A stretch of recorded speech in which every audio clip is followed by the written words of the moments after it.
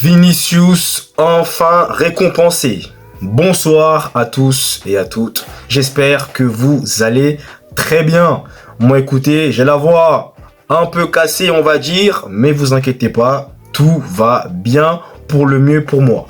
Donc avant de poursuivre cette vidéo, je vous invite à vous abonner, à liker, à partager et à commenter cette vidéo. Merci à vous de votre soutien. Ça fait toujours hyper plaisir. Et avant de commencer, désolé d'avance si je tousse quelquefois dans la vidéo. Bon, au moins, c'est dit, vous êtes prévenus, vous êtes avertis.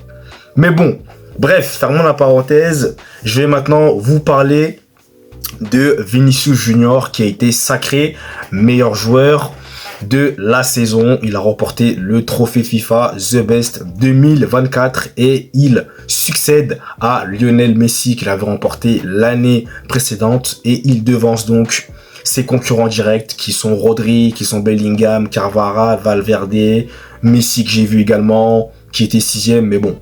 Vous me direz dans les commentaires ce que vous en pensez. Est-ce que selon vous, Messi mérite d'être à la 6e place devant, si je ne me trompe pas, si je dis pas de bêtises, Florian Wirtz, Erling Haaland, Kylian Mbappé.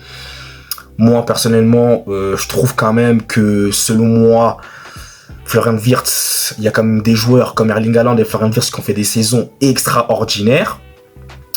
Pour moi, ça me paraît quand même... J'irais plutôt Florian Wirtz, parce qu'Erling Haaland c'était plutôt l'année dernière, mais je dirais plutôt Florian Wirtz qui a fait une saison incroyable. Pour moi, il peut même être devant Messi. Après, bon, quand ça parle de Messi, vous connaissez, l'objectivité n'est pas trop au rendez-vous. Donc bon, voilà, mais dites-moi vous dans les commentaires, en toute objectivité s'il vous plaît, ce que vous en pensez de cela. Mais sinon, pour revenir donc sur le sacre de Vinicius, déjà première chose à dire, eh bien, je suis très content pour lui parce qu'il le mérite. Pour moi, c'était totalement cohérent, totalement logique de lui décerner. Voilà, donc je vais pas revenir sur le Ballon d'Or 2024. Vous savez ce que j'en pense, donc on va pas revenir là-dessus. Mais bon, encore une fois, moi, ce qui me chagrine, ce qui me gêne, c'est de voir que Rodri est derrière Vinicius à la 2e place, devant Jude Bellingham. Je sais pas, moi, à un moment donné, je me dis, mais... Je sais pas si on a vu la saison que Bellingham a fait, en fait. Je me demande si on a vu sa saison. Je me demande, Moi, je me pose la question. Je me demande si on a vu la saison que Jude Bellingham a fait. Bellingham, la saison qu'il a faite, elle était incroyable. S'il vous plaît, il a porté le Real Madrid. Que ce soit en Liga, que ce soit en Ligue des Champions, il les a portés.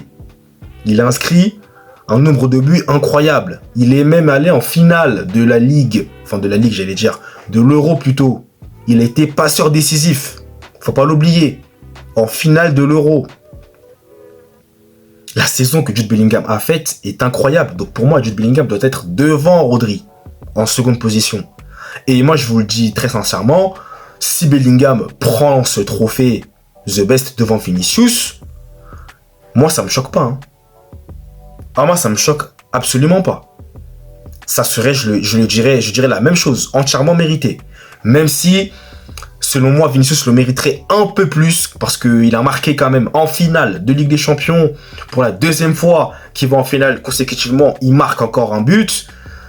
Il a porté le Real Madrid, lui aussi. La saison qu'il fait, statistiquement, individuellement parlant, je précise quand même, est totalement impressionnante. Contrairement à Rodri, qui pour moi, individuellement, c'est pas aussi fou que Vinicius ou Bellingham. Que l'on soit objectif, encore une fois, ce mot va souvent revenir dans la vidéo, mais qu'on soit objectif.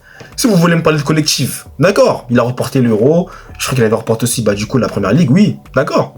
Mais pour moi, l'Euro, c'est pas pour moi le meilleur joueur de cette équipe d'Espagne. Pour moi, c'était plutôt Fabian Ruiz qui, pour moi, a plus marqué les esprits durant cet Euro. C'est mon avis. C'est ce que je pense.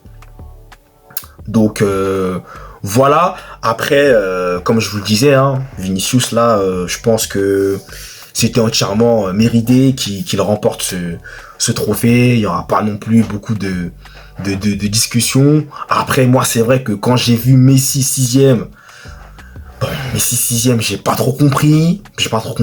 Je sais pas.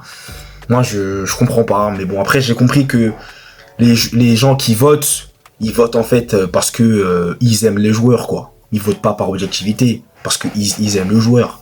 Alors, j'ai cru même entendre, hein, j'ai peut-être des bêtises, hein, mais j'ai cru entendre que Rodrigo, le De Paul, hein, qui joue à l'Atlético, avait mis Messi en premier, hein.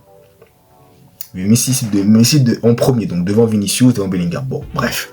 C'est ce que j'ai entendu, après je sais pas si c'est vrai ou pas, mais tout ça pour vous dire que moi des fois, j'ai envie de vous dire que dans ces cas-là, à quoi ça sert de faire ces cérémonies de distraction pour les performances des joueurs si au final vous votez en fonction de vos affinités, je dirais même de votre amour envers le joueur. Enfin, ça sert à rien. Dans ce cas-là, moi, si vous voulez, je vais voter Cristiano Ronaldo alors, parce que j'aime beaucoup ce joueur. Pour moi, c'est l'un des meilleurs joueurs de tous les temps, et c'est l'un de mes joueurs préférés. Donc dans ce cas-là, je vote Cristiano Ronaldo. Ben non, vous voyez, pour moi, c'est pas comme ça que ça doit se dérouler. Voilà, on doit voter en fonction de la saison que les joueurs ont fait, de voir comment ils ont apporté à l'équipe au niveau individuel. Je le répète, en fait, c'est une distraction individuelle.